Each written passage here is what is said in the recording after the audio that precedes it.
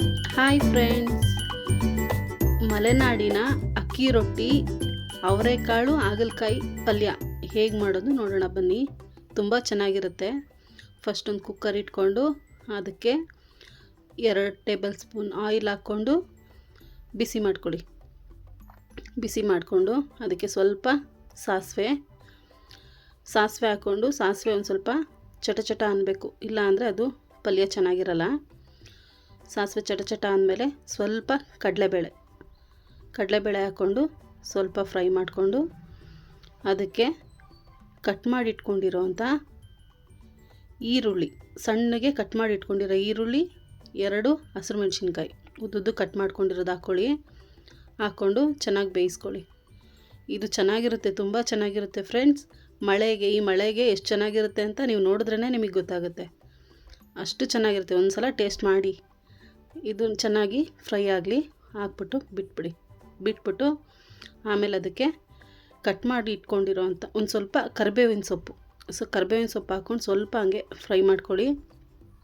ಆಮೇಲೆ ಕಟ್ ಮಾಡಿ ಇಟ್ಕೊಂಡಿರೋ ಅಂಥ ಟೊಮೆಟೊ, 2 ಟೊಮೆಟೊ ಕಟ್ ಮಾಡ್ಕೊಂಡಿದ್ದೀನಿ. 2 ಟೊಮೆಟೊ ಕಟ್ ಮಾಡಿಕೊಂಡು ಅದಕ್ಕೆ ಹಾಕ್ಕೊಂಡು ಚೆನ್ನಾಗಿ ಬೇಯಿಸ್ಕೋಬೇಕು. ಸ್ಮೆಲ್ಲೆಲ್ಲ ಹೋಗೋ ಥರ ಬೇಯಿಸ್ಕೋಬೇಕು. ಟೊಮೆಟೊ ಬೆಂದಿಲ್ಲ ಅಂದರೆ ಚೂರು ಚೆನ್ನಾಗಾಗೋದಿಲ್ಲ. ಹಾಗಾಗಿ ಟೊಮೆಟೊ ಚೆನ್ನಾಗಿ ಹಾಕ್ಕೊಂಡು ಬೇಯಿಸ್ಕೋಬೇಕು, ಫ್ರೈ ಮಾಡ್ಕೊಳ್ಳಿ. ಮಲೆನಾಡಿಂದು ಹೇಗಿರುತ್ತೆ ಹಾಗಲಕಾಯಿ ಅವರೆಕಾಳ್ದು ಪಲ್ಯ ಅಂತ ನೀವು ಒಂದು ಸಲ ಟೇಸ್ಟ್ ಮಾಡಿದ್ರೆ ನಿಮಗೆ ಗೊತ್ತಾಗುತ್ತೆ. ಒಂದು ಸಲ ಟೇಸ್ಟ್ ಮಾಡಿ ನೋಡಿ, ಆಮೇಲೆ ನೀವೇ ಹೇಳ್ತೀರಾ.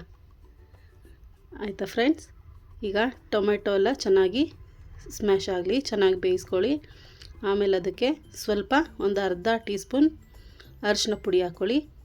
ಅರಿಶಿನ ಪುಡಿ ಎಲ್ಲ ಹಾಕಿ ಮಿಕ್ಸ್ ಮಾಡಬೇಕು. ಚೆನ್ನಾಗಿ 1-2 ನಿಮಿಷ ಮಿಕ್ಸ್ ಮಾಡಿಕೊಂಡು ಸ್ವಲ್ಪ ಹಾಗೆ ಬಿಟ್ಬಿಡಿ. ಸ್ವಲ್ಪ ಬೇಯಿಸ್ಕೊಂಡು ಚೆನ್ನಾಗಿ ಟೊಮೆಟೊ ಸ್ಮ್ಯಾಶ್ ಆಗೋ ಗಂಟ ಬೇಯಿಸ್ಕೊಂಡು ಅದಕ್ಕೆ ಸಣ್ಣಗೆ ಹೆಚ್ಚಿಟ್ಕೊಂಡಿರೋ ಹಾಗಲಕಾಯಿ ಅವರೆಕಾಳು ಎಲ್ಲ ತೊಳೆದು ರೆಡಿ ಮಾಡಿ ಇಟ್ಕೊಂಡಿದ್ದೀನಿ. ಅದನ್ನು ಕುಕ್ಕರ್ಗೆ ಹಾಕ್ಕೊಂಡು ಚೆನ್ನಾಗಿ ಮಿಕ್ಸ್ ಮಾಡ್ಕೊಳ್ಳಿ. ಹಾಗಲಕಾಯಿ ಅವರೆಕಾಳು ಚೆನ್ನಾಗಿ ಮಿಕ್ಸ್ ಆಗಿ ಇದ್ರ ಜೊತೆ ಹೊಂದ್ಕೋಬೇಕು, ಚೆನ್ನಾಗಿ ಮಿಕ್ಸ್ ಮಾಡ್ಕೋಬೇಕು. ಒಂದು 10 ನಿಮಿಷನಾದರೂ ಅದು ಆ ಮಸಾಲೆ ಜೊತೆ ಇಟ್ಕೊಳ್ಳಿ, ಇಲ್ಲಾಂದರೆ ಚೆನ್ನಾಗಾಗೋದಿಲ್ಲ. ಚೆನ್ನಾಗಿ ಆ ಮಸಾಲೆ ಜೊತೆ ಚೆನ್ನಾಗಿ ಮಿಕ್ಸ್ ಆಗಿ ಒಂದು 10 ನಿಮಿಷ ಬಿಟ್ಬಿಡಿ. ತಿರುಗಿಸ್ಕೊಟ್ಬಿಟ್ಟು ಒಂದು 10 ನಿಮಿಷ ಅದ್ರ ಜೊತೆ ರೆಡಿ ಆಗೋಕ್ಕೆ ಅಂತ ಬಿಟ್ಬಿಡಿ. ಆಗ ನಿಮಗೆ ಗೊತ್ತಾಗುತ್ತೆ ಅದು ಹಿಡಿತಾ ಇದೆ ಇಲ್ಲ ಅಂತ ಗೊತ್ತಾಗುತ್ತೆ. ಬಿಟ್ಬಿಡಿ ಒಂದು 10 ನಿಮಿಷ. ಆಮೇಲೆ ಅದಕ್ಕೆ ಸ್ವಲ್ಪ ಹುಣಸೆಹಣ್ಣಿನ ರಸ ಹಾಕ್ಕೊಂಡು ಅದನ್ನು ಚೆನ್ನಾಗಿ ಮಿಕ್ಸ್ ಮಾಡ್ಕೊಳ್ಳಿ. ಇಲ್ಲಿ ನಾನು ಹುಣಸೆಹಣ್ಣು ಹಾಕೋದು ತೋರಿಸ್ಲಿಲ್ಲ, ಈಗ ಹಾಕ್ಬಿಟ್ಟಿದ್ದೀನಿ.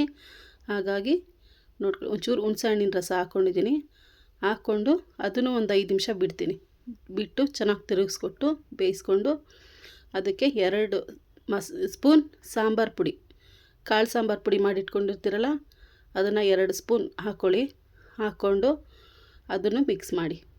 ಒಂದೊಂದು ಮಸಾಲೆನೂ ಚೆನ್ನಾಗಿ ಅದ್ರ ಜೊತೆ ಒಂದು ತಿರುಗಿಸಿ ಬೇಯಿಸ್ತಾ ಇರ್ತೀರಲ್ಲ ಫ್ರೆಂಡ್ಸ್, ಆಗ ತುಂಬ ಚೆನ್ನಾಗಿರುತ್ತೆ.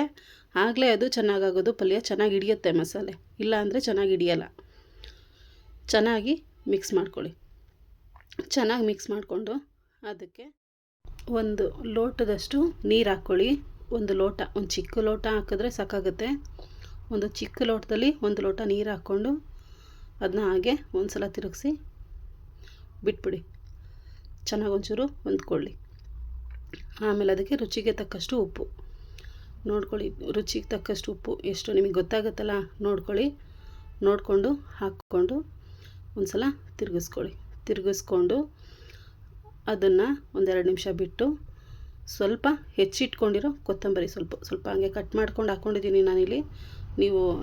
ನೀವು ಹಾಗೆ ಕಟ್ ಮಾಡ್ಕೊಂಡವ್ರು ಹಾಕ್ಕೊಳ್ಳಿ, ಹೆಚ್ಚಿಟ್ಕೊಂಡಿರ್ತಿಲ್ಲ ಹಾಕ್ಕೊಂಡು ಒಂದು ಸಲ ತಿರುಗಿಸಿ ಬಿಟ್ಬಿಟ್ಟು ಅದನ್ನು ಹಾಗೆ ಮುಚ್ಚಿಬಿಡಿ.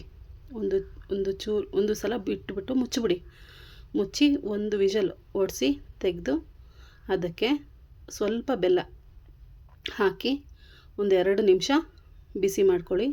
1-2 ನಿಮಿಷ ಬಿಸಿ ಮಾಡಿಕೊಂಡು ಒಂದು ತಟ್ಟೆಗೆ ಅಕ್ಕಿ ರೊಟ್ಟಿ ಮಾಡಿಟ್ಟಿರೋ, ಮಲೆನಾಡು ಸೈಡ್ ಅಕ್ಕಿ ರೊಟ್ಟಿ ಜೊತೆ ಈ ಪಲ್ಯ ಹಾಕ್ಕೊಂಡು ತಿಂತಾಯಿದ್ರೆ ತುಂಬ ಚೆನ್ನಾಗಿರುತ್ತೆ.